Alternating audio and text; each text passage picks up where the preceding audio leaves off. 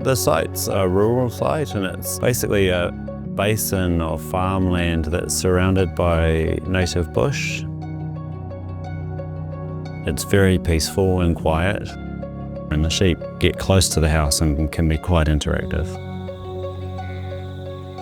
The clients have been living here for 20 years and planning this house for that time, so this was really their forever home.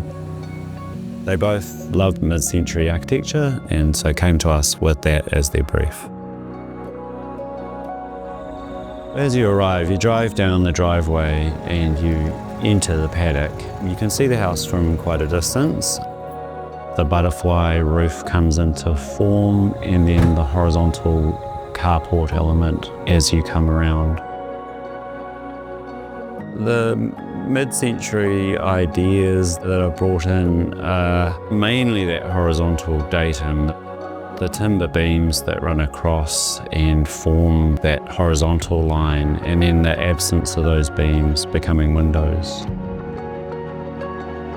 You look at the roof from different angles, and sometimes it's a butterfly, sometimes it's quite low, and sometimes it's quite high. We liked that volume that you get from the butterfly roof. We've brought the brick cladding inside the house so that the forms of the bedrooms and the kitchen read both internally and externally. But we also have timber floor, the timber beams and timber ceiling, which gives the house a warmth. The house has an eastern deck, which has a high ceiling and a glass roof, and that's really the all-day outdoor living room. The northern deck is a platform. It's not for entertaining, but it's really for getting out and enjoying the view. I think the house works really well in the rural environment.